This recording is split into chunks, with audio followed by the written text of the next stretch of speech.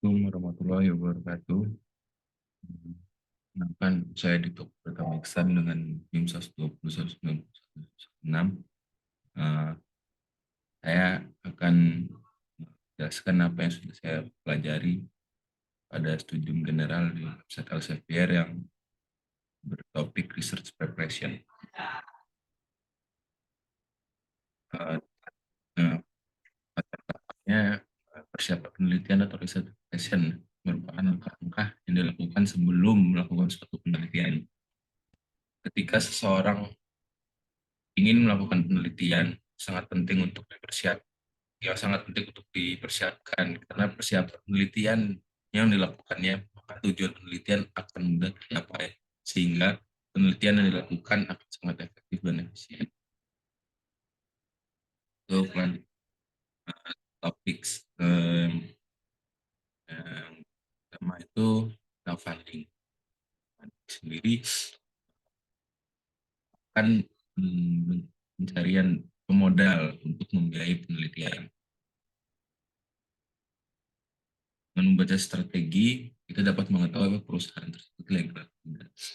Cari tahu, lalu cari tahu visi misi dan nilai yang dimiliki para donatur.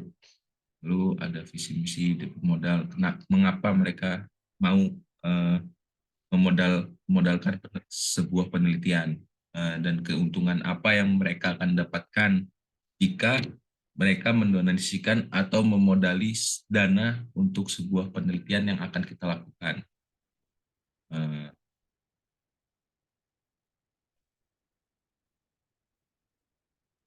Lalu eh, dicek website dari yang akan memberikan dana. Misalkan untuk posisi pernyataan kebijakan apakah dana tersebut aman dan cocok untuk proses penelitian. Kami dapat melakukan proses penelitian dengan tenang karena kami tidak harus khawatir tentang dana yang akan dihabiskan.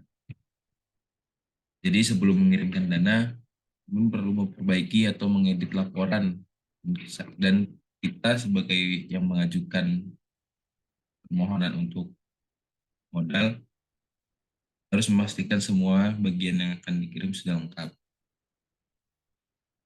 Jadi pastikan untuk mengirimkan proposal yang baik dan semua dokumentasi yang terkait disertakan. Kemudian kita dapat berkonsultasi dengan rekan kerja untuk memeriksa kelancaran dan keterbacaan laporan. Kita perlu berhati-hati saat menanyakan pendapat orang lain agar tidak terjadi penundaan. Jadi, jadi kita harus meluangkan waktu untuk mendiskusikan dan menyelesaikan sebagian anggaran penelitian institusi pada institusi. Lalu gunakan hak jawab jika berlaku. Apa yang harus dijawab di sini mengenai hal berikut? Uh, jawablah pertanyaan dengan singkat tapi jelas dan lengkap dan ikuti panduannya. Lalu akui setiap masalah atau kelemahan material yang dijelaskan. Yang selanjutnya dan kita harus menjelaskan kenapa hal itu bisa terjadi. Tidak akui dan diskusikan, implikasi dan menerima feedback yang telah diberikan. Hindari terdengar argumentatif atau terlalu defensif dan jangan menyerahkan untuk memodifikasi aplikasi secara signifikan setelah Anda mendapatkan masukan dari peer reviewer. Lalu persiapkan diri diri kita untuk wawancara. Jika ada wawancara, kita harus bisa mengikuti panduan yang mereka berikan sebelum proses wawancara dimulai. Misalnya, apa yang akan dibahas dalam presentasi. Ketepatan waktu penyajian presentasi dapat dikatakan 10 menit dan kita harus mempersiapkan praktik presentasi dengan praktik yang baik.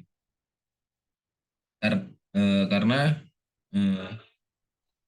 pengalaman pada beberapa kali presentasi di depan publik, Anda harus mengetahui literatur terbaru pada saat melamar. Anda harus memikirkan komentar yang diberikan juga dari reviewer. Dan Anda dapat mengatasi beberapa dari mereka dan membuat presentasi yang baik. Anda harus memiliki keyakinan dalam terhadap proyek yang sedang Anda kerjakan dan mampu menunjukkan bahwa menunjukkan tujuan dari proyek yang akan Anda kerjakan. Lalu mengenai tentang audiens, mengenal audiens ini berarti dalam melakukan penelitian kita harus mampu meyakinkan para ahli di bidang metodologi atau peer reviewer internasional dan masyarakat dari berbagai latar belakang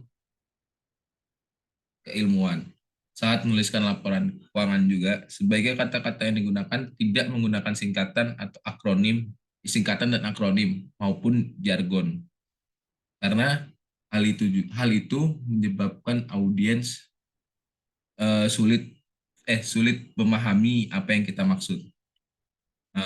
Dan wajib juga kita harus membuat rangkuman dari laporan agar masyarakat awam bisa memahami. Jadi sebelum dana, laporan itu akan diperbaiki dan dimodifikasi, diperiksa, serta memastikan bahwa semua bagian sudah lengkap. Nanti pelamar lain akan diminta meninjau aplikasi dan memastikan bahwa kontribusi mereka tercakup dengan benar. Jadi, pastikan kita mengirimkan versi dokumen kita yang fix dan pastikan juga dokumen pendukung terkait disertakan. Kemudian kita bisa berkonsultasi dengan rekan-rekan untuk mengecek alur keterbacaan laporan. Juga kita perlu memperhatikan kerangka waktu di mana mencari pendapat orang lain sehingga tidak ada penundaan.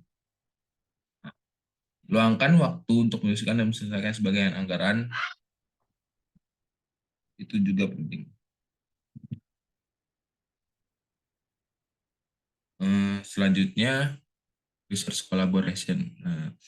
Jadi pada research collaboration sendiri, ada tekanan institusional yang menyertai penelitian yang mendapat signifikan pada harapan pada sarjana baru. Tidak hanya publikasi di edisi jurnal yang paling penting, tetapi juga dalam kutipan atau lanjutkan jika diterbitkan atau dimusnahkan. Kemudian terlihat atau hilang. Meskipun tidak semua makalah penelitian yang sangat dikutip yang dihasilkan oleh akademisi memiliki dampak sosial yang sama, tidak sulit untuk kita menyatakan bahwa mereka penting untuk kemajuan akademik. Model konseptualnya adalah sebagai berikut. Yang pertama, keterbukaan kognitif, yaitu banyakkan disiplin ilmu yang dipelajari oleh seorang peneliti pada tahun berikutnya. Lalu fase karir akademik, yaitu lamanya karir dalam penelitian dengan seorang ilmuwan sampai tahun berikutnya. Lalu keterbukaan struktural, yaitu bagaimana hubungan antara jumlah kerjasama eksternal dengan jumlah kerjasama pada tahun berikutnya. Semua hal tersebut berdampak pada bentuk kutipan para peneliti. Untuk kolaborasi yang sukses, yang terbaik itu kita memiliki orang-orang yang dengan minat penelitian yang sama.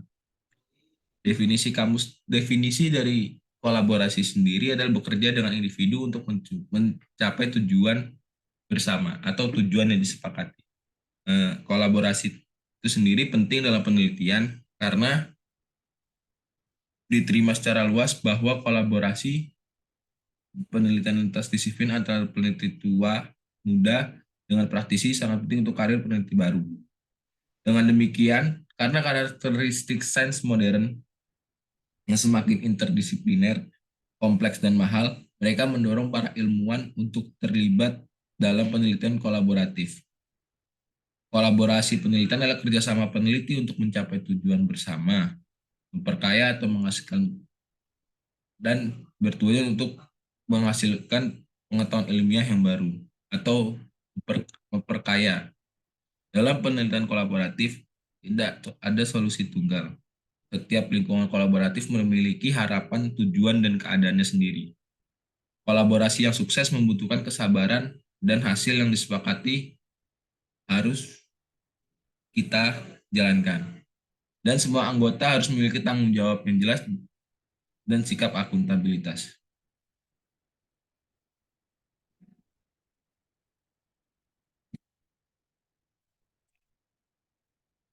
Sebagai penutup, kesimpulannya, persiapan penelitian atau riset preparation meliputi pendanaan, pengolahan data penelitian, dan kolaborasi data penelitian. Dalam melakukan penelitian, kita harus siap dan juga memahami ketiga hal tersebut. Karena tanpa ketiga hal tersebut, sangat mungkin penelitian yang dilakukan tidak dapat terlaksana. Karena ada bagian-bagian yang tidak efektif. Oleh karena itu, peneliti menggunakan ketiga hal tersebut dalam penyusunan penelitian.